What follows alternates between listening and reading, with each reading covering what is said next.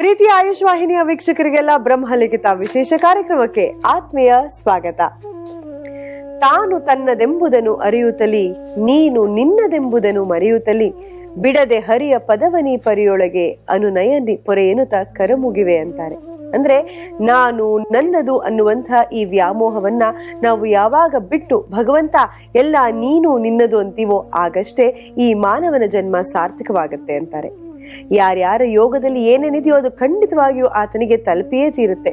ಕಾರಣ ಭಗವಂತ ಎಲ್ಲವನ್ನೂ ಮೊದಲೇ ನಿರ್ಣಯಿಸಿರ್ತಾನೆ.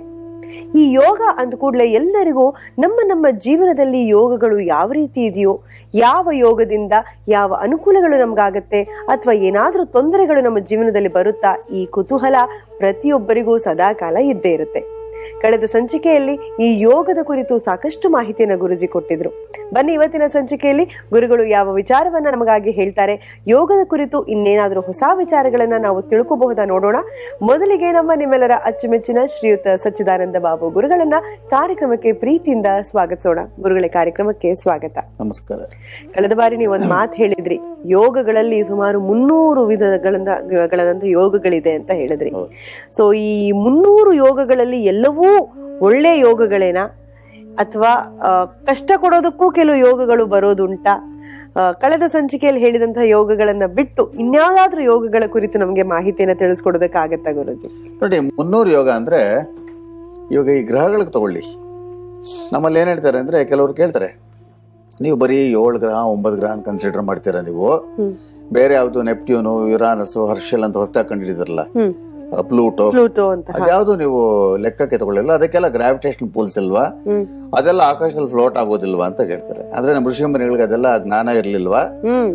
ಅದೆಲ್ಲ ಮೆನ್ಷನ್ ಮಾಡಿಲ್ಲ. ಅಂದ್ರೆ ಬರೀ ಇಷ್ಟಕ್ಕೆ ಕೂತ್ಕೊಂಡ್ಬಿಟ್ಟು ಇಷ್ಟಲ್ಲೇ ಮಾತಾಡ್ತಾರಲ್ಲ ಇವರು, ಮತ್ತೆ ಇನ್ನೇನ್ ವಿದ್ಯೆ ಇತ್ತು ಅವ್ರಿಗೆ, ಏನ್ ಜ್ಞಾನ ಇತ್ತು ಅಂತ ಕೆಲವರು ಕೇಳ್ತಾರೆ. ಇದು ಯೋಗಕ್ಕೂ ಇದಕ್ಕೊಂದು ಕನೆಕ್ಷನ್ ಇದೆ, ಅದಕ್ಕೆ ಹೇಳ್ತಾ ಇದ್ದೀನಿ.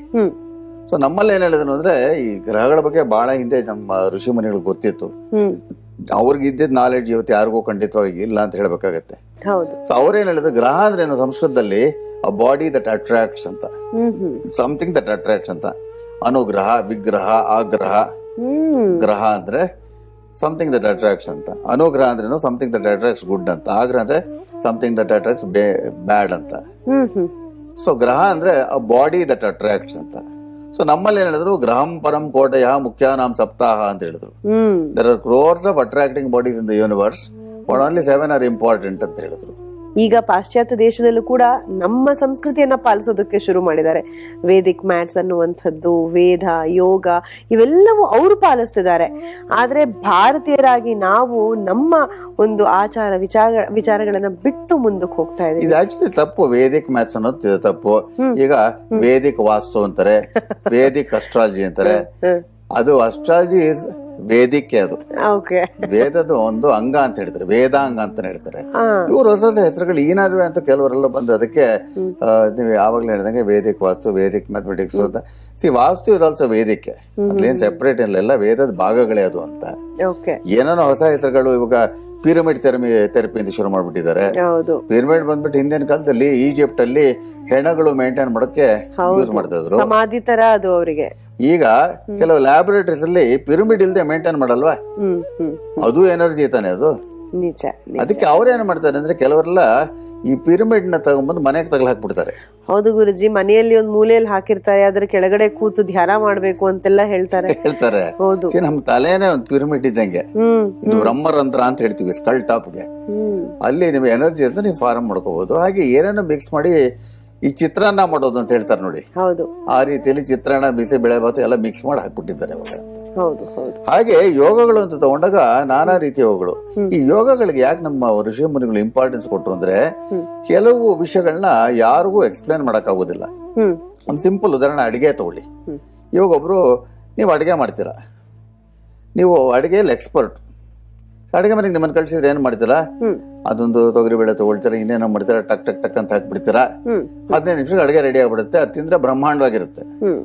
ಇನ್ನು ಕೆಲವರು 4 ಅವರ್ ಅಡಿಗೆ ಮಾಡ್ತಾರೆ, ಇರೋದೆಲ್ಲ ಓದ್ಕೊಂಡು ಮಾಡ್ಕೊಂಡು ಇದಿಷ್ಟೇ ಗ್ರಾಮ್ ಹಾಕ್ಬೇಕು, ಇದು ಇಷ್ಟು ಗ್ರಾಮ್ ಹಾಕ್ಬೇಕು ಅಂತ. ಜನ್ಮೇಪಿ ಅವ್ರ ಅಡಿಗೆ ರುಚಿ ನೋಡಕ್ ಆಗಲ್ಲ. ಅವ್ರು ಎಷ್ಟೇ ವರ್ಷ ಮಾಡಿದ್ರು, ಎಷ್ಟೇ 5 ಸ್ಟಾರ್ ಲೆವೆಲ್ ಅಲ್ಲಿ ಮಾಡಿದ್ರು ಅದಕ್ಕೆ ರುಚಿ ಅಂತೂ ಖಂಡಿತವಾಗಿರಲ್ಲ. ಹಾಗೆ ಅವ್ರಿಗೆ ಯಾಕೆ ಅಂತ ಯೋಚನೆ ಮಾಡಿದಾಗ ಉತ್ತರ ಸಿಗಲ್ಲ ಅದಕ್ಕೆ. ನಾನು ಇಷ್ಟು ವರ್ಷದಿಂದ ಅಡಿಗೆ ಮಾಡ್ತಾ ಇದ್ದೀನಿ, ಎಲ್ಲಾನು ಕಲ್ತಿದ್ದೀನಿ, ಎಲ್ಲಾ ಮಾಡ್ತಾ ಇದ್ದೀನಿ, ಯಾತಕ್ ಸಕ್ಸಸ್ ಇಲ್ಲ, ಯಾತಕ್ ನಾನು ಅಡಿಗೆ ರುಚಿ ಇಲ್ಲ ಅಂದ್ರೆ ಅದು ಅವ್ರ ಹಣೆ ಬರ ಅಂತೆ. ಇನ್ನ ನಿಮ್ ತರ ಚೆನ್ನಾಗಿ ಅಡಿಗೆ ಮಾಡೋರ್ಗೆ ಟಕ್ ಟಕ್ ಟಕ್ ಅಂತ ಹಿಂಗ್ ಮಾಡಿದ ತಕ್ಷಣ ಅದ್ ಅಡಿಗೆ ರುಚಿ ಬಂತು ಅಂದ್ರೆ ಅದಕ್ಕೂ ರೀಸನ್ ಇಲ್ಲ, ಅದು ನಿಮ್ಮ ಕೈ ಗುಣ. ಈ ಕಾಂಬಿನೇಷನ್, ಈ ಗ್ರಹ ಹೆಂಗಿದ್ರೆ ಈ ರೀತಿಲಿ ಇರುತ್ತೆ ಅಂತ ಒಂದು ಸ್ಪೆಸಿಫಿಕ್ ಕಾಂಬಿನೇಷನ್ ಕೊಡ್ತಾರೆ. 5+5 ಅಂದ್ರೆ 10. 5+5 cannot be 11, it cannot be 9 ಅಂತ. ಸೊ ಅದಕ್ಕೇನೋ ಒಂದು ಅರ್ಥ ಇರುತ್ತೆ ಅಂತ. ಸೊ ಆ ರೀತಿಯಲ್ಲಿ ಕೆಲವು ಕಾಂಬಿನೇಷನ್ಸ್ ಕೊಟ್ರು. ಇವಾಗ ನಾವು ಜ್ಯೋತಿಷ ಅಂತ ನೋಡಿದಾಗ ಒಂದೊಂದು ಜಾತಕ ನೋಡಿದಾಗ ಇವಾಗ ಕೆಲವರಿಗೆ ಸಪ್ತಮ ಸ್ಥಾನದಲ್ಲಿ ಶುಕ್ರ ಇದ್ರೆ ಒಳ್ಳೆ ಹೆಂಡತಿ ಸಿಗತ್ತೆ ಅಂತ ನಾವು ಅನ್ಕೊಳ್ತೀವಿ. ಬಟ್ ಜನರಲೈಸ್ಡ್ ಆಗಿ ಪುಸ್ತಕದ್ದು ಬದನೆಕಾಯಿ ಅಂತ ಹೇಳ್ತೀವಲ್ಲ, ಅದು ಪುಸ್ತಕ ಓದ್ಬಿಟ್ಟು ಸಪ್ತಮ ಸ್ಥಾನದಲ್ಲಿ ಶುಕ್ರ ಇದ್ರೆ ಬಹಳ ಒಳ್ಳೆ ಹೆಂಡತಿ ಸಿಗ್ತಾಳೆ, ನೋಡಕ್ ಚೆನ್ನಾಗಿರ್ತಾಳೆ, ಅಥವಾ ಒಳ್ಳೆ ಗಂಡ ಸಿಗ್ತಾನೆ, ಇದೆಲ್ಲ ಜನರಲ್ ಆಗಿ ಹೇಳಕ್ ಸಿರಿ. ಬಟ್ ಅನುಭವ ಬೇರೆ. ಎಷ್ಟೋ ಜನಕ್ಕೆ ಸಪ್ತಮ ಸ್ಥಾನದಲ್ಲಿ ಶುಕ್ರ ಇದ್ರೆ ಮದುವೆ ಜೀವನ ದರಿದ್ರವಾಗಿರುತ್ತೆ. ಯಾರ್ ತಪ್ಪು ಯಾರು ಸರಿ ಅಂತಲ್ಲ, ಚೆನ್ನಾಗಿರಲ್ಲ ಅಂತ. ಅದೇ ಕೆಲವು ಯೋಗಗಳಿರುತ್ತೆ. ಆ ಯೋಗ ಅಂದ್ರೆ ಶುಕ್ರ ಬಂದು ವರ್ಸ್ಟ್ ಪೊಸಿಷನ್ ಇರ್ತಾರೆ, ಅವ್ರ ಮದುವೆ ಜೀವನ ಬಹಳ ಚೆನ್ನಾಗಿರುತ್ತೆ. ಸೊ ಇವತ್ತು ಬಹಳ ಇಂಪಾರ್ಟೆಂಟ್ ಯೋಗಗಳ ಬಗ್ಗೆ ನಾನು ಈ ಸರ್ತಿ ತಿಳಿಸ್ಬೇಕು ಅಂತ ನಿರ್ಧಾರ ಮಾಡ್ಕೊಂಡಿದ್ದೀನಿ. ಸೊ ಜನರ ಮಾಹಿತಿಗಾಗಿ. ಸೊ ಅವ್ರಿಗೇನಂತ ಎಷ್ಟೋ ಸಮಸ್ಯೆಗಳು ಯಾಕಿದೆ ಅಂತ ಅವ್ರಿಗೆ ಗೊತ್ತಾಗತ್ತವ. ನಿಜ, ಹೌದು ಗುರುಜಿ. ಸೊ ಅದ್ರ ಬಗ್ಗೆ ಮಾತಾಡ್ತೀನಿ. ಶಾಲೆಯಲ್ಲಿ ಗುರುಗಳು ಮಕ್ಕಳಿಗೆ ಏನಾದ್ರೂ ತಲುಪಿಸ್ಬೇಕು ಅಂದ್ರೆ ಅವರನ್ನ ಚೆನ್ನಾಗಿ ತಿದ್ದಿ ತೀಡಿ ಆ ವಿಚಾರ ಅವ್ರ ಮನೋ ಮುಟ್ಟೋವರೆಗೂ ಬಿಡೋದಿಲ್ಲ. ಅದೇ ರೀತಿ ನೀವು ಕೂಡ ಯಾವ್ದಾದ್ರು ಒಂದು ವಿಚಾರ ಅಂದ್ರೆ ಅದನ್ನ ಇನ್ ಡೀಟೇಲ್ ಹೇಳುವವರೆಗೂ ನಿಮಗೆ ಅದು ಸಮಾಧಾನವಾಗೋದಿಲ್ಲ. ಯಾಕಂದ್ರೆ ಅದು ಹೇಳಿದ್ರೆ ಡೀಟೇಲ್ ಆಗಿರ್ಬೇಕು ಅನ್ನುವಂಥದ್ದು. ಹಾಗೆ ಯೋಗದ ಕುರಿತು ವಿಚಾರ ಹೇಳ್ತಿದ್ದೀರಿ. ನಮಗಂತೂ ಇವತ್ತು ಒಂದು ಶುಭ ಯೋಗ ಅಂತಾನೆ ಭಾವಿಸ್ತೀವಿ. ಗುರುಗಳ ಆಗ್ಲೇ ಅಡಿಗೆ ಬಗ್ಗೆ ಮಾತಾಡ್ತಿದ್ವಿ. ಒಂದು ಅಡಿಗೆ ರುಚಿಯಾಗಿ ಬರ್ಬೇಕಂತೆ ಆ ಸಾಮಗ್ರಿಗಳು ಬಿದ್ರೆ ಮಾತ್ರ ಅಡಿಗೆ ರುಚಿಯಾಗಿರೋದು. ಸೊ ಇನ್ನು ಮುಂದೆ ನಮ್ಮಲ್ಲಿ ಯಾರಾದ್ರೂ ಬಂದು ನಿಮ್ಗೆ ಒಳ್ಳೆ ಯೋಗ ಇದೆ ಅಂದ್ರೆ ನಾವು ಖಂಡಿತ ಅದನ್ನ ನಂಬೋದಿಲ್ಲ ಗುರುಗಳೇ. ಯಾಕೆಂದ್ರೆ ಅದಕ್ಕೆ ಎಷ್ಟು ಶ್ರಮ ಇರುತ್ತೆ, ಆ ಯೋಗ ಬರೋದಕ್ಕೂ ಕೂಡ ಅದರದೇ ಆದಂತಹ ಒಂದು ಕಾರಣ ಇರುತ್ತೆ ಅನ್ನೋದು ನಮ್ಗೆ ಈಗ ತಿಳಿದು ಬರ್ತಾ ಇದೆ. ಸೊ ಯಾವ ಯೋಗದಿಂದ ಯಾವ ಫಲ ಇದೆ ಹೇಳಿ. ಈಗ ಬಹಳ ಜನ ಬರ್ತಾರ ನಂತರ ಏನೋ ಪಾಪ ಅವ್ರ ಲೈಫಲ್ಲಿ ಪ್ರೋಗ್ರೆಸ್ ಇರಲ್ಲ, ಓದಿರಲ್ಲ, ಬಹಳ ನಾರ್ಮಲ್ ಲೈಫ್ ಲೀಡ್ ಮಾಡ್ತಾರೆ.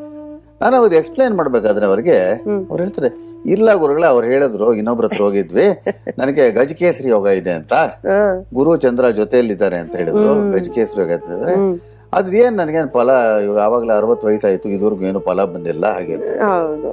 ಅದೆಲ್ಲ ಯೋಗಗಳು, ಕೆಲವು ಯೋಗಗಳನ್ನ ಯಾವ ರೀತಿಯಲ್ಲಿ ಅಪ್ಲೈ ಮಾಡ್ಕೋಬೇಕು ಅಂತ ತಿಳ್ಕೊಬೇಕಾಗುತ್ತೆ. ಸಮ್ ಯೋಗಾಸ್ ಕ್ಯಾನ್ ಬಿಕಮ್ ಡಿಫಂಕ್ಟ್ ಅಂತೀವಿ, ಅಂದ್ರೆ ಸ್ಟ್ರೆಂತ್ ಇಲ್ಲದೆ ಹೊರಟೋಗತ್ತದು ಅಂತ. ಯೋಗ ಇರುತ್ತೆ, ಆದ್ರೆ ನಾವು ಅದನ್ನ ನಿರ್ಲಕ್ಷಣೆ ಮಾಡಿ. ಯಾಕೆ ಅಂದ್ರೆ ಗಜಕೇಸರಿ ಯೋಗ ಅಂದ್ರೆ ಚಂದ್ರ ಗುರು ಜೊತೆಲಿದ್ರೆ, ಗಜಕೇಸರಿ ಯೋಗ ಅಂದ್ರೆ ಏನು, ಆತನಿಗೆ ಗಜ ಯೋಗ ಇರುತ್ತೆ ಅಂತ. ಅಂದ್ರೆ ಆ ಕಾಲದಲ್ಲಿ ಆನೆಗಳು ಸಾಕ್ತಾ ಇದ್ದ ಅಂತ, ಆನೆಗಳು ಸಿಂಬಲ್ ಆಫ್ ಪ್ರೆಸ್ಟೀಜ್, ಆ ರೀತಿಯಲ್ಲಿ ಇರುತ್ತೆ ಅಂತ. ಈ ಕಾಲ ಗಜಕೇಸರಿ ಯೋಗ ಇದ್ರೆ ಒಳ್ಳೆ ಕಾರ್ಗಳು ಇಟ್ಟಿರ್ತಾರೆ ಅಂತ ತಗೋಬೇಕು, ಯಾಕಂದ್ರೆ ಗಜ ಇಡಕ್ಕಾಗಲ್ವ ಆ ರೀತಿಲಿ ಅಂತ. ಬಟ್ ಯಾವಾಗ ಡಿಫಂಕ್ಟ್ ಆಗುತ್ತೆ ಅಂದ್ರೆ, ಇವಾಗ ಒಂದು ಎಕ್ಸಾಂಪಲ್ಗೆ ಮೇಷ ಲಗ್ನ ಇದು ಮಕರ ಲಗ್ನ ತಗೊಂಡಾಗ, ಮಕರ ಲಗ್ನಕ್ಕೆ ಗುರು ಬಂದು ಅಶುಭ ಗ್ರಹ, ಗಜಕೇಸರಿ ಚಂದ್ರನಿಗೆ ಮತ್ತೆ ಗುರುಗೆ ಸಂಬಂಧಪಟ್ಟಿದ್ದು. ಆ ಮಕರ ಲಗ್ನದವರೆಗೆ ಲಗ್ನದಲ್ಲಿ ಚಂದ್ರ ಮತ್ತೆ ಗುರು ಇದ್ರೆ ಅದು ಡಿಫಂಕ್ಟ್ ಯೋಗ ಅಂತ. ಇವಾಗ ಅವರು ಧನಿಷ್ಠ ನಕ್ಷತ್ರದಲ್ಲಿ ಅಲ್ಲಿ ಕೂತಿದ್ದಾನೆ ಚಂದ್ರ ಅಂತ ಇಟ್ಕೊಳ್ಳಿ, ಧನಿಷ್ಠ ಅಲ್ಲ, ಇವಾಗ ಉತ್ತರಾಷಾಢ ನಕ್ಷತ್ರದಲ್ಲಿ, ಸೂರ್ಯ ನಕ್ಷತ್ರದಲ್ಲಿ. ಸೊ ಸೂರ್ಯ ನಕ್ಷತ್ರದಲ್ಲಿ ಕೂತಿದ್ರೆ ಒಂದು 3ನೇ ಪಾದದಲ್ಲಿ ಕೂತಿದ್ರೆ ಅವನಿಗೇನಾಗುತ್ತೆ ಅಂದ್ರೆ ಇನ್ನೊಂದು 3 ವರ್ಷ ಸೂರ್ಯ ದಶೆ ಬ್ಯಾಲೆನ್ಸ್ ಇರುತ್ತೆ. ಆಮೇಲೆ ಇನ್ನು 10 ವರ್ಷ ಬಂದು ಚಂದ್ರದಶೆ 13 ವರ್ಷ, ಆಮೇಲೆ ಕುಜ ದಶೆ 7 ವರ್ಷ. ಅಲ್ಲಿ ಅವನಿಗೆ ಎಷ್ಟಾಯ್ತು, 17-20 ವರ್ಷ ಆಯ್ತು. 20 ವರ್ಷಕ್ಕೆ ಬಂದು ರಾಹು ದಶೆ ಬರುತ್ತೆ ಅಂತ. ಆ ರಾಹುನು ಅಲ್ಲಿ ಕೂತಿದ್ದಾನೆ ಅಂತ ಇಟ್ಕೊಳ್ಳಿ ಗುರು ಜೊತೆಯಲ್ಲೇ. ಆ ಗಜಕೇಸರಿ ಯೋಗ ಎಲ್ಲ ಬರುತ್ತೆ. ಆಮೇಲೆ ಗುರು ದಶೆ ಬರುತ್ತೆ ಅಂತ ಇಟ್ಕೊಳ್ಳಿ, ಮಕ್ಕಳಿಗೆ ಗುರು ಬಂದು ಬಹಳ ಅಶುಭ ಗ್ರಹ, ನೀಚ ರಾಶಿಯಲ್ಲಿ ಕೂತಿರ್ತಾನೆ. So that yoga is not possible, it is ಜಾಸ್ತಿ ಇರುತ್ತೆ, ಕ್ಯಾನ್ಸಲ್ಡ್ ಅಂತ. ಯೋಗ ಕ್ಯಾನ್ಸಲ್ ಆಗೋಯ್ತು, ಪ್ರಮೋಷನ್ ಕೊಟ್ಟರು ಕ್ಯಾನ್ಸಲ್ ಆಗೋಯ್ತು. ಆ ರೀತಿಲಿ ಅದಕ್ಕೆ ಅನುಭವ ಇರಬೇಕು ಅಂತ ಹೇಳ್ಬೇಕು. ನಿಜ. ಇನ್ನು ಮುಂದೆ ಯಾರಾದ್ರೂ ಬಂದ್ ನಾನು ಅದನ್ನೇ ಹೇಳಿದ್ದು, ನಮ್ಗೆ ಈಗ ಅರಿವಿಗೆ ಬಂದಿದೆ, ಯೋಗ ಅಂದ ಕೂಡ್ಲೆ ಬರೀ ಯೋಗ ಇದ್ರೆ ಬಂದ್ಬಿಡಲ್ಲ, ಅದಕ್ಕೆ ಇನ್ನಷ್ಟು ಸಪೋರ್ಟ್ ಸಿಸ್ಟಮ್ ಇರಬೇಕು, ಬರೋದಕ್ಕೆ ಇರಬೇಕು. ಆಮೇಲೆ every rule is an exception ಅಂತ ಹೇಳಿ ಬರೀ ಇದೆ. ಈಗ ಕೆಲವರು ನಾನು ನೋಡಿದ್ದೀನಿ, ಹುಟ್ಟದಾಗಿಂದ ಏನು ಕೆಲಸ ಮಾಡಲ್ಲ, ತಿಂತಾ ಇರ್ತಾರೆ, ಕೂತ್ಕೊಂಡಿರ್ತಾರೆ, ಆರೋಗ್ಯ ಚೆನ್ನಾಗಿರುತ್ತೆ, ಅವ್ರಿಗೆ ದುಡ್ಡು ಚೆನ್ನಾಗಿ ಬರ್ತಾ ಇರತ್ತೆ, ಏನ್ ಕೆಲಸ, ಸೋಂಬೇರಿಗಳು ಕೂತಿರ್ತಾರೆ, ಬಟ್ ಎಲ್ಲಾನು ಹುಡ್ಕೊಂಡ್ ಬರ್ತಾವ್ರಿಗೆ. ನೋಡಿ ಹೆಂಗಿರುತ್ತೆ ಅಂದ್ರೆ ಅವರು ಬಹಳ ಅದೃಷ್ಟವಂತರು. ಏನೋ ಕೆಲಸ ಇಲ್ಲದೆ ಸುಮ್ನೆ ಕೂತಿದ್ರು ಧನಾಗಮನ ಆಗ್ತಾ ಬರುತ್ತವ್ರಿಗೆ. ಲಕ್ಷ್ಮಿ ಹುಡ್ಕೊಂಡ್ ಬರ್ತಾ ಇರ್ತಾಳೆ. ತಾಯಿ ತಂದೆಗಳು ಚೆನ್ನಾಗಿ ವರಮಾನ ಬರೋ ಹಾಗೆ ಏನಾದ್ರು ಒಂದು ಅರೇಂಜ್ಮೆಂಟ್ ಮಾಡ್ಬಿಟ್ಟಿರ್ತಾರೆ. ಮನೆಗಳನ್ನ ಕಟ್ಬಿಟ್ಟು ಬಾಡಿಗೆ ಕೊಟ್ಟಿರ್ತಾರೆ, ಅಥವಾ ಒಂದು ಕಮರ್ಷಿಯಲ್ ಕಾಂಪ್ಲೆಕ್ಸ್ ಬಿಟ್ಟು ಬಾಡಿಗೆ ಬರೋ ಮಾಡ್ಬಿಡ್ತಾರೆ. ಇವ್ರಿಗೇನು ಕೆಲಸವಿರಲ್ಲ. ಅಥವಾ ನಿಂತ್ರೆ ಕೂತ್ರೆ ಇಂಥವ್ರಿಗೆ ಲಾಟ್ರಿ ಹೊಡಿಬಹುದು, ಕೆಲವ್ರಿಗೆ ಬರ್ತಾ ಇರುತ್ತದು. ಯಾವುದೇ ಶ್ರಮ ಇಲ್ಲದೆ ಸಂಪಾದನೆ ಅವ್ರಿಗೆ ಚೆನ್ನಾಗಿ ಬರ್ತಾ ಇರುತ್ತೆ. ಒಂಥರ ಹ್ಯಾಪಿ ಗೋ ಕೇರ್ ಫ್ರೀ ಲೈಫ್ ಅಂತೆಲ್ಲ ಆ ರೀತಿಯಲ್ಲಿ. ಮತ್ತೆ ಇನ್ನೊಂದೇನಾದ್ರೆ ಇಂಥ ಅದೃಷ್ಟ ಯಾರಿಗೆ ಬೇಡ ಅಂತ ನಾವು ಕೇಳ್ತೀವಿ. ಹುಡ್ಕೊಂಡ್ ಬರ್ತಾ ಇದ್ರೆ ಒಳ್ಳೇದೇ. ಹುಡ್ಕೊಂಡ್ ಬರ್ತಾ ಇದ್ರೆ ಈಗ ಫಾರಿನ್ ಹೋಗ್ಬೇಕಂದ್ರೆ ಅವ್ರ ಅಪ್ಪ ಅದಕ್ಕೆ ತಗೋಬ ದುಡ್ಡು ಹೋಗ್ಬಿಡ್ಬ ಅಂತ ಹೇಳೋದು, ಅದೇ ನಿನ್ ಬ್ಯಾಂಕಲ್ಲಿ ದುಡ್ಡು ಹಾಕಿದ್ದೀನಿ ಹೋಗ್ಬ ಅಂತ ಹೇಳೋದು. ಈ ರೀತಿಯಲ್ಲಿ ಕೆಲವರು ಬಹಳ ಅದೃಷ್ಟ ಮಾಡಿರ್ತಾರೆ. ಮತ್ತೆ ಇನ್ ಕೆಲವರಿಗೆ ಯಾರೋ ಮಾಡಿದ ಸಾಮ್ರಾಜ್ಯದಿಂದ ದುಡ್ಡು ಬರಕ್ ಶುರು ಆಗ್ಬಿಡುತ್ತೆ. ಏನೋ ಒಂದು ಲೀಗಲ್ ಇಶ್ಯೂ ಆಗಿ ಯಾರ್ದೋ ಪ್ರಾಪರ್ಟಿ ಇವ್ರಿಗೆ ಟ್ರಾನ್ಸ್ಫರ್ ಆಗ್ಬಿಟ್ಟು ಆ ಪ್ರಾಪರ್ಟಿ ಇದೆ ಅಂತಾನೆ ಗೊತ್ತಿಲ್ಲದೆ ಅವ್ರಿಗೆ ಬರಕ್ ಶುರು ಆಗ್ಬಿಡುತ್ತೆ. ಇದಕ್ಕೆ ಒಂಥರ ವಿಚಿತ್ರವಾಗಿರುವಂತ ಯೋಗ ಇದು. ಇದಕ್ಕೆ ಹೆಸರೇನು ಗೊತ್ತಾ? ಅಯತ್ನ ಧನಲಾಭ ಯೋಗ ಅಂತ ಹೇಳ್ತಾರೆ. ಅದಕ್ಕೆ ಹೆಸರೇ ಅಯತ್ನ ಧನಲಾಭ ಯೋಗ ಅಂತ. ಅಂದ್ರೆ ಅಯತ್ನ ಅಂದ್ರೆ ಪ್ರಯತ್ನ ಪಡೆದಿರುವಂತ ಧನಲಾಭ. ಹೆಸರು ಎಷ್ಟು ತೂಕವಾಗಿದೆ ಗುರುಜಿ. ಅವ್ರಿಗಿರೋ ದುಡ್ಡಷ್ಟೇ ತೂಕವಾಗಿರುತ್ತೆ ನೋಡಿ. ಹೌದು, ಆ ರೀತಿಯಲ್ಲಿ ಈ ಯೋಗ ಇದ್ರೆ ಈ ರೀತಿಯಲ್ಲಿ ಜೀವನದಲ್ಲಿ ತಿರುವು ಬರೋದು 36ನೇ ವಯಸ್ಸಿಂದ.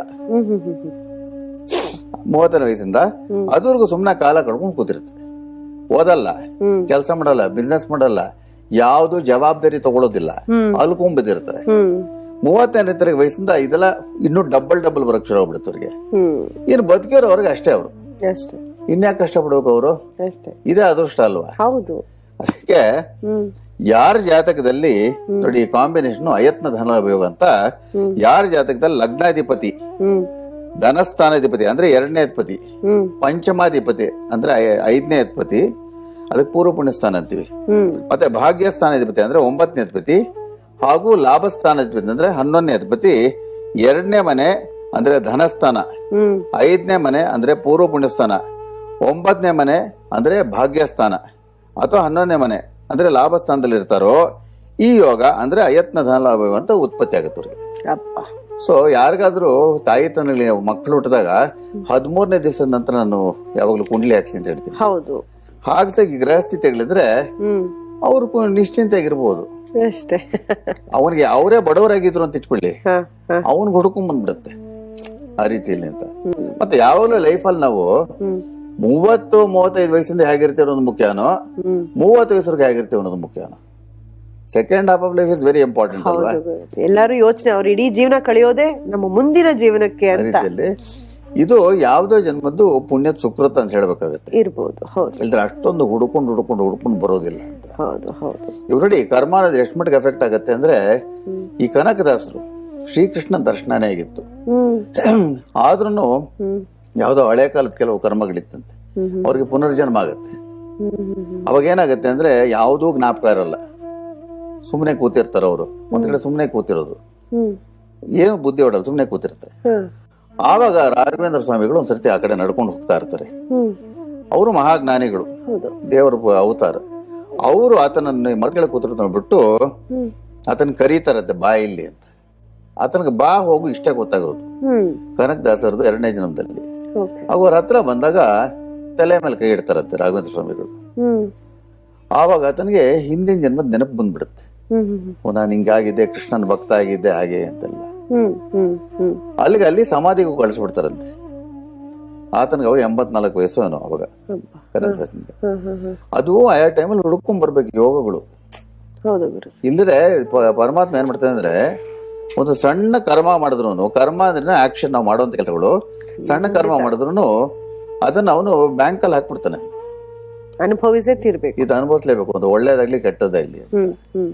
ಸೊ ಹೀಗೆ ಯೋಗಗಳು ಉತ್ಪತ್ತಿ ಆಗೋದು. ಇವ್ರು ಯಾವ್ದೋ ಜನ್ಮದಲ್ಲಿ ಏನೋ ಮಾಡಿದ್ರು ಒಳ್ಳೇದು, ಸೊ ಇವತ್ತು ಆ ಯೋಗ ಅವ್ರಿಗೆ ಅಂತ ಗಿಫ್ಟ್ ಅಂತ. ಹೌದು ಗುರುಜಿ. ಸೊ ಈ ರೀತಿಯಲ್ಲಿ ಇನ್ನೊಂದು ವಿಚಿತ್ರವಾದಂತ ಯೋಗ ಇದೆ, ಅದ್ರ ಬಗ್ಗೆನೂ ತಿಳಿಸ್ತೀನಿ. ಆಗ್ಬೋದು ಗುರುಜಿ.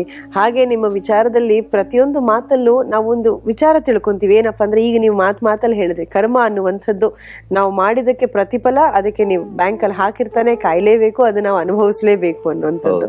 ಸೊ ಮನುಷ್ಯ ಅನ್ನೋದು ಒಂದು ಭಗವಂತ ನಮಗೆ ಕೊಟ್ಟಿರುವಂತಹ ಉತ್ತಮವಾದ ಜನ್ಮ, ಅದನ್ನ ಸರಿಯಾದ ದಾರಿಯಲ್ಲಿ ನಡ್ಸ್ಕೊಂಡು ಹೋಗಿ ಅನ್ನೋ ಒಂದು ಪುಟ್ಟ ಕಥೆಯನ್ನು ಕೂಡ ಹೇಳಿದ್ರಿ. ಗುರುಜಿ, ನೀವು ಯೋಗಗಳು ಹೇಳ್ತಿದ್ರೆ ಖುಷಿ ಆಗತ್ತೆ, ಆಸೆ ಆಗತ್ತೆ, ಇಂಥ ಯೋಗ ನಮಗೂ ಬರಬಾರ್ದಪ್ಪ ಅಂತ.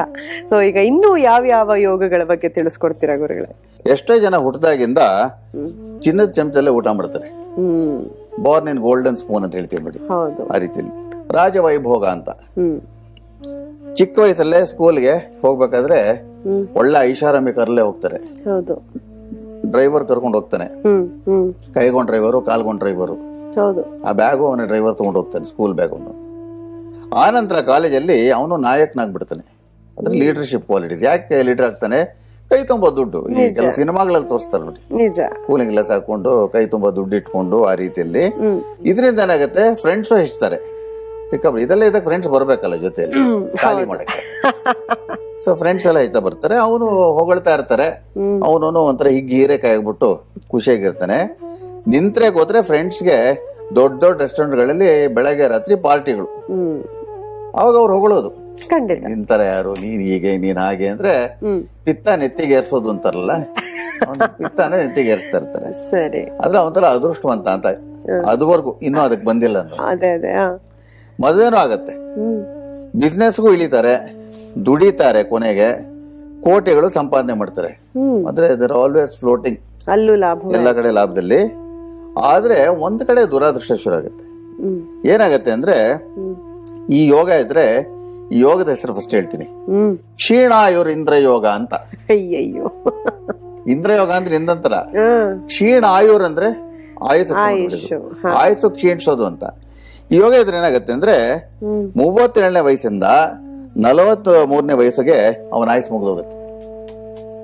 ಏನಾಗುತ್ತೋ ಗೊತ್ತಿಲ್ಲ, ಆಕ್ಸಿಡೆಂಟ್ ಅಲ್ಲಿ ಹೋಗ್ತಾನೋ ಅಥವಾ ಇನ್ನೇನಾಗುತ್ತೋ, ಸಡನ್ ಆಗಿ ರೋಗ ಬಂದು ಹೋಗ್ತಾನೋ, ಸಮಥಿಂಗ್ ಗೋಸ್ ರಾಂಗ್. ಸಡನ್ ಆಗಿ ಆ ವಯಸ್ಸಲ್ಲಿ 37 to 43rd ಇಯರ್ಲಿ ಔಟ್ ಆಗ್ಬಿಡ್ತಾನೆ. ಆಗ ಅವ್ರ ಮನೆ ಮಂದಿಗೆ, ಅಂದ್ರೆ ಇವಾಗ ಯಾರು ಹುಡುಗನಿಗೆ ಈ ರೀತಿಯಲ್ಲಿ ಇದ್ರೆ, ಆ ಕಟ್ಕೊಂಡ್ರೆ ಹೆಂಡತಿಗೆ ಎಷ್ಟು ಕಷ್ಟ ನೋಡಿ. ಖಂಡಿತ ಎಲ್ಲ ಕಳ್ಕೊಳ್ಳೋಂತ ಸಾಧ್ಯತೆ ಇರುತ್ತೆ. ಅವ್ರನ್ನ ಫುಲ್ ಕಳ್ಕೊಂಡ್ಬಿಡ್ತಾರೆ. ಯಾಕಂದ್ರೆ ಇವ್ರು ಯಾವ್ಯಾವ ಬೇನಾಮಿ ಆಸ್ತಿಗಳು ಏನ್ ಮಾಡ್ಕೊಂಡಿರ್ತಾನೋ ಅದೆಲ್ಲ ಆಗ್ಬಿಡುತ್ತೆ. ಸೊ ಕೊನೆಗೆ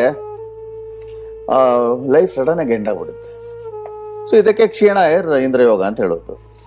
ಈ ಯೋಗ ಉತ್ಪತ್ತಿ ಆಗ್ಬೇಕಾದ್ರೆ ಪಂಚಮ ಸ್ಥಾನಾಧಿಪತಿ ಹಾಗೂ ಲಾಭಾಧಿಪತಿ ಅಂದ್ರೆ 5ನೇ ಅಧಿಪತಿ 11ನೇ ಅಧಿಪತಿ ಪರಿವರ್ತನೆ ಉಂಟಾಗಿರ್ಬೇಕು. ಅಂದ್ರೆ 5ನೇ ಅಧಿಪತಿ 11ನೇ ಮನೆಯಲ್ಲಿ, 11ನೇ ಅಧಿಪತಿ 5ನೇ ಮನೆ ಇರಬೇಕು. ಪರಿವರ್ತನೆ ಯೋಗ ಅಂತ ಹೇಳ್ತೀವಿ. ಪಂಚಮದಲ್ಲಿ ಪೂರ್ಣ ಚಂದ್ರ ಇರಬೇಕು, ಅಂದ್ರೆ ಪೌರ್ಣಮಿ ಚಂದ್ರ ಇರಬೇಕು. ಆದ್ರೆ ಚಂದ್ರ ಮೃತ್ಯು ಭಾಗದಲ್ಲಿ ಅಷ್ಟಮಾಧಿಪತಿ ಜೊತೆ ಇದ್ರೆ ಯೋಗ ಉಂಟಾಗತ್ತೆ. ಮೃತ್ಯು ಭಾಗ ಅಂದ್ರೆ ಚಂದ್ರ ಕೆಲವು ಡಿಗ್ರೀಸ್ ಅಲ್ಲಿ ಇದ್ದಾಗ ಅದು ಮೃತ್ಯು ಭಾಗ ಅಂತ ಹೇಳ್ತೀವಿ. ಯಾವ್ಯಾವ್ದಂದ್ರೆ ಮೇಷದಲ್ಲಿ ಹಾಗೂ ತುಲಾದಲ್ಲಿ ಚಂದ್ರ ಇದ್ರೆ ಕರೆಕ್ಟ್ ಆಗಿ 26 ಡಿಗ್ರಿಯಲ್ಲಿ ಇದ್ರೆ ಅದು ಮೃತ್ಯು ಭಾಗ ಅಂತ. ವೃಷಭದಲ್ಲಿ 12 ಡಿಗ್ರಿಯಲ್ಲಿ ಇದ್ರೆ ಮೃತ್ಯು ಭಾಗ. ಮಿಥುನದಲ್ಲಿ ಮತ್ತೆ ಧನುಸಲ್ಲಿ ಇದ್ರೆ 13 ಡಿಗ್ರಿ ಮೃತ್ಯು ಭಾಗ ಅಂತ. ಕರ್ಕಾಟಕದಲ್ಲಿ ಚಂದ್ರ 25 ಡಿಗ್ರಿಯಲ್ಲಿ, ಸಿಂಹದಲ್ಲಿ 24 ಡಿಗ್ರಿಯಲ್ಲಿ, ಕನ್ಯಾದಲ್ಲಿ 11 ಡಿಗ್ರಿಯಲ್ಲಿ, ವೃಶ್ಚಿಕದಲ್ಲಿ 14 ಡಿಗ್ರಿಯಲ್ಲಿ, ಮಕರದಲ್ಲಿ 25 ಡಿಗ್ರಿಯಲ್ಲಿ, ಕುಂಭದಲ್ಲಿ 5 ಡಿಗ್ರಿಯಲ್ಲಿ ಹಾಗೂ ಮೀನದಲ್ಲಿ 12 ಡಿಗ್ರಿಯಲ್ಲಿ ಇದ್ರೆ ಇದೆಲ್ಲ ಚಂದ್ರನ ಮೃತ್ಯು ಭಾಗಗಳು ಅಂತ ಹೆಸರದಕ್ಕೆ. ಅದಕ್ಕೆ ನಮ್ಮ ಪೂರ್ವಿಕರು ಹೇಳೋರು, ಮಗು ಹುಟ್ಟಿದ 13ನೇ ದಿನದ ನಂತರ ಕುಂಡ್ಲಿ ಹಾಕಿ ಏನು ದೋಷಗಳಿದೆ ಅಂತ ಗುರುತಿಸ್ಕೊಂಡು ಕೆಲವು ಪರಿಹಾರಗಳು ಮಾಡ್ಕೊಂಡ್ರೆ ಬಹಳ ಒಳ್ಳೆಯದು ಅಂತ. ಸೊ ಈ ಕಾಂಬಿನೇಷನ್ ಇದ್ದಾಗ ಅವನು ಕ್ರೋರ್ಪತಿ, ಇನ್ನೂ ಡಬಲ್ ಕ್ರೋರ್ಪತಿ ಎಲ್ಲ ಆಗ್ತಾನೆ. ಆಮೇಲೆ ಮೃತ್ಯು ಭಾಗದಲ್ಲಿ ಚಂದ್ರ ಇದ್ರೆ ಸಡನ್ 37 to 43rd ಇಯರ್ ಅವನು ಹೋಗ್ಬಿಡ್ತಾನ. ಅವನು ಅಲ್ಲಿ ಮುಗೀತು ಅಂತ ಅವನ ಕತೆ ಅಂತ. ಇಂಥ ಜಾತಕಕ್ಕೆ ಮಗು ಹುಟ್ಟಿದಾಗ 13ನೇ ದಿನದಿಂದ 8 ತಿಂಗಳವರೆಗೂ ಈ ಕಾಂಬಿನೇಷನ್ ಇದ್ರೆ, ಸಪೋಸ್ ಕ್ಷೀಣಾರು ಇಂದ್ರಯೋಗ ಅಂದ್ರೆ ಅವರು ಈ ಕಾಂಬಿನೇಷನ್ ಇದ್ರೆ ತಾಯಿ ತಂದೆಗಳು ಏನ್ ಮಾಡ್ತಾರೆ, ಅಯ್ಯೋ ನನ್ನ ಮಗನ 37 ವರ್ಷ ಆಯ್ತು ಅಂತ ಅನ್ಕೊಳ್ತಾರೆ, 43 ವರ್ಷ ಆಯ್ತು ಅನ್ಕೊಳ್ತಾರೆ. ಅದಕ್ಕೆ ಪರಿಹಾರ ಮಾಡ್ಕೋಬಹುದು. ಏನ್ ಪರಿಹಾರ ಮಾಡ್ಕೋಬಹುದು ಅಂದ್ರೆ, ತಾಯಿ ತಂದೆಗಳಿಬ್ರು ದಿನನಿತ್ಯ ಬೆಳಗ್ಗೆ ಹಾಗೂ ಸಂಜೆ ಎಲ್ಲದಕ್ಕೂ ಸ್ವಲ್ಪ ಶ್ರಮ ಪಡಬೇಕಾಗತ್ತೆ. ಮಹಾಮೃತ್ಯುಂಜಯ ಮಂತ್ರವನ್ನ 240 ಬಾರಿ ಖುದ್ದಾಗಿ ಜಪಿಸ್ಬೇಕಾಗತ್ತೆ. ಓಂ ತ್ರಯಂಬಕಂ ಅಂತ ಬರುತ್ತಲ್ಲ, ಅದನ್ನ 240 ಬಾರಿ ಜಪಿಸ್ಬೇಕಾಗತ್ತೆ. ಮತ್ತೆ ಮಗು ನಕ್ಷತ್ರದ ಮೇಲೆ ಸಂಕಲ್ಪ ಮಾಡಿಕೊಂಡು ಜಪ ಮಾಡ್ಬೇಕಾಗತ್ತೆ. ಆ ಸಂಕಲ್ಪ ಬಂದು ಋತ್ವಿಕರು ಹೇಳ್ಕೊಡ್ತಾರೆ ಚಿಕ್ಕದಾಗಿ ಹೆಂಗ್ ಮಾಡ್ಕೊಳ್ಳೋದು ಅಂತ. ಯಾರು ಬೇಕಾದ್ರೂ ಮಾಡ್ಕೋಬಹುದು. ಸರಿ. ಹಾಗೇನೆ ಆ ಮಗುವಿನ 8ನೇ ವಯಸ್ಸು, 16ನೇ ವಯಸ್ಸು, 24ನೇ ವಯಸ್ಸು ಹಾಗೂ 30ನೇ ವಯಸ್ಸು ಅಂದ್ರೆ ಎವ್ರಿ 8th ಇಯರ್ ಮನೆಯಲ್ಲಿ ಮಹಾಮೃತ್ಯುಂಜಯ ಮಂತ್ರ ಜಪವನ್ನ ಮಾಡಿಕೊಂಡು ಅದ್ರ ಜೊತೆ ಹೋಮಾನು ಮಾಡಿಸ್ಕೊಂಡ್ರೆ ಒಳ್ಳೆ ಋತ್ವಿಕರ ಕೈಯಲ್ಲಿ ಆವಾಗ ಇದು ಈ ಕ್ಷೀಣಾಯುರ್ ಇದೆಯಲ್ಲ ಅದು ತಪ್ಪತ್ತೆ ಇಂದ್ರಯೋಗ ಮಾತ್ರ ಇರುತ್ತೆ. ಅದನ್ನ ನೀವು ಆ ಬಾಲನ ಕಟ್ ಮಾಡ್ಬೋದು ಅವಾಗ. ಈ ಕ್ಷೀಣಾಯುರ್ ಅನ್ನೋದು ಅದಕ್ಕೆ ಹೇಳೋದೆಲ್ಲ ನಾವು ಫಸ್ಟ್ ತಿಳ್ಕೊಬೇಕಾಗತ್ತೆ, ಆಮೇಲೆ ಏನ್ ಮಾಡ್ಕೋಬೇಕು ಅದಕ್ಕೆ ಮಾಡ್ಕೋಬೇಕು ಅಂತ. ಇವಾಗ ಎಷ್ಟೋ ಜನಕ್ಕೆ ಹೋಮಗಳು ಮಾಡ್ಸಕ್ ಆಗಲ್ಲ, ಸರಿಯಾಗಿ ಋತ್ವಿಕರು ಸಿಗಲ್ಲ. ಮತ್ತೆ ಋತ್ವಿಕರೆಲ್ಲ ಒಂದಕ್ಕೆರಡು, ಇವಾಗ ಕೆಲವರೆಲ್ಲ ಸಿಕ್ಕಾಪಟ್ಟೆ ಚಾರಿ ಮಾಡೋರು ಇರ್ತಾರೆ. ಸೊ ಅಂತದಿದ್ರೆ ಏನ್ ಮಾಡ್ಬೇಕು ಅಂದ್ರೆ ಉದ್ದಕ್ಕೆ ತಾಯಿ ತಂದೆಗಳು ಅವ್ರು ಬದುಕಿರೋಷ್ಟು ದಿವಸ 240 ಬಾರಿ ಈ ಮಂತ್ರನ ಜಪಿಸ್ತಾ ಬರ್ಬೇಕಾಗತ್ತೆ ಪ್ರತಿ. ಅಂದ್ರೆ ಅದಕ್ಕಾಗಿಯೇ ಕೂತು ಜಪಿಸ್ಬೇಕಾ ಅಥವಾ ಓಡಾಡ್ತಾನೋ ನಾವು ಕೆಲಸ ಇಲ್ಲ? ಕೆಲವೆಲ್ಲ ದೇವರ ಕೊಟ್ಟಾಗ ನಾವು ಸರಿಯಾಗಿ ಕೊಡ್ಬೇಕಾಗತ್ತೆ. ಆಯ್ತು ಗುರುಜಿ. ಒಂದ್ ಕಡೆ ಒಂದು ನಿರ್ದಿಷ್ಟ ಸ್ಥಳದಲ್ಲಿ ಕೂತ್ಕೊಂಡ್ಬಿಟ್ಟು ದೇವರ ಮನೆಯಲ್ಲೇ ಕೂತ್ಕೋಬೇಕು ಅಂತಿಲ್ಲ. ಮನೆಯಲ್ಲಿ ಶುದ್ಧವಾಗಿರೋ ಜಾಗದಲ್ಲಿ ಜನರಲ್ ಆಗಿ ಏನ್ ಹೇಳ್ತೀವಿ ಅಂದ್ರೆ ಮನೆ ಮೇಲೆ ಕೂತ್ಕೊಳ್ಳಿ ಅಂತೀವಿ. ಅವ್ರೇನಾದ್ರು ಮಂಡಿ ನೋವುಗಳಿದ್ರೆ ಕುರ್ಚಿ ಮೇಲೆ ಕೂತ್ಕೊಂಡು ಪಾದದ ಕೆಳಗೊಂದು ಮಣೆ ಹಾಕೊಳ್ಳಿ ಅಂತ ಹೇಳ್ತೀವಿ.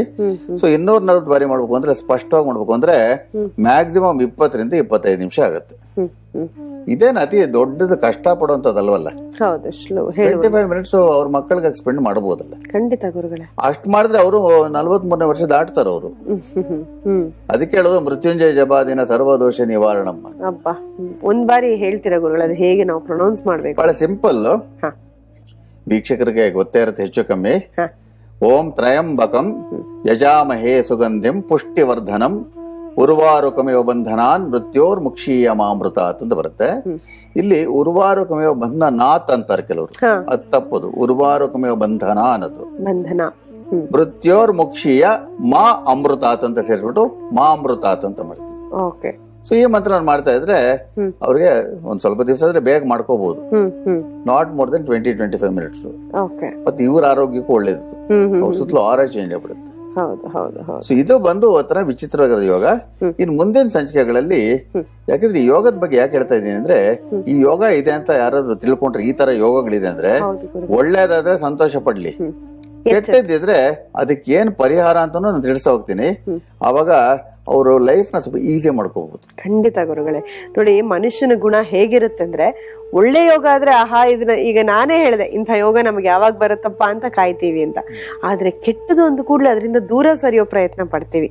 ಆದ್ರೆ ಭಗವಂತನ ನಿರ್ಧಾರ ಯಾರನ್ನೂ ಬಿಡೋದಿಲ್ಲ. ಬಂದಾಗ ಅದನ್ನ ಸ್ವೀಕರಿಸಲೇಬೇಕು.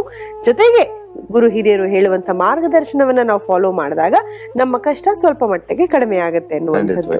ಗುರುಗಳೇ, ಇಂಥ ಮಾಹಿತಿ ಅಂದ್ರೆ ಒಳ್ಳೆ ಯೋಗ ನೀವು ಹೇಳಿದಾಗ ಎಲ್ಲರಿಗೂ ಖುಷಿ ತರುತ್ತೆ. ಆದ್ರೆ ಯಾರಾದ್ರೂ ಇಂಥ ಸಂಕಟದಲ್ಲಿ ಸಿಕ್ಕಾಕೊಂಡಿದ್ದಾಗ ಅಂಥವರಿಗೆ ನಿಮ್ಮ ಮೂಲಕ ಪರಿಹಾರ ಬರೋದು ನಿಜವಾಗಿಯೂ ನಮಗೆ ಖುಷಿಯನ್ನ ಕೊಡುವಂತ ಒಂದು ವಿಚಾರವೇ. ಈ ಮಾಹಿತಿಗಾಗಿ ಮತ್ತೊಮ್ಮೆ ನಿಮಗೆ ಧನ್ಯವಾದಗಳು ಗುರು. ನಮಸ್ಕಾರ. ವೀಕ್ಷಕರೇ, ಮನುಷ್ಯನ ಜೀವನದಲ್ಲಿ ಬರುವಂತದ್ದೆಲ್ಲವುದನ್ನು ನಾವು ಸ್ವೀಕರಿಸಲೇಬೇಕು. ಅದಕ್ಕೆ ಆ ಭಗವಂತನ ಧ್ಯಾನವನ್ನ ಯಾವತ್ತಿಗೂ ನಾವು ಬಿಡಬಾರದು. ತೊರೆದು ಜೀವಿಸಬಹುದೇ ಹರಿ ನಿನ್ನ ಚರಣಗಳ ಬರಿದೆ ಮಾತೇಕೆ ಅರಿತು ಪೇಳುವೆನಯ್ಯ. ಭಗವಂತ, ಯಾವುದೇ ಯೋಗ ಬಂದ್ರೂ ಪರವಾಗಿಲ್ಲ, ನಿನ್ನ ಜಪವನ್ನ ಮಾಡ್ತಾ, ನಿನ್ನ ಧ್ಯಾನವನ್ನ ಮಾಡ್ತಾ ಜೀವಿಸುವಂತಹ ಒಂದು ಯೋಗವನ್ನ ಕೊಡಪ್ಪ ಅಂತ ಮನಸಾರ ಭಗವಂತನಲ್ಲಿ ಕೇಳ್ಕೋತಾ ಇವತ್ತಿನ ಸಂಚಿಕೆಯನ್ನ ಮುಗಿಸ್ತಿದ್ದೀನಿ. ಮತ್ತಷ್ಟು ವಿಶೇಷ ಮಾಹಿತಿಯೊಂದಿಗೆ ನಿಮ್ಮನ್ನ ಭೇಟಿ ಆಗ್ತೀವಿ ಮುಂದಿನ ಬ್ರಹ್ಮಲಿಖಿತ ವಿಶೇಷ ಕಾರ್ಯಕ್ರಮದಲ್ಲಿ. ಅಲ್ಲಿವರೆಗೂ ನಮಸ್ಕಾರ.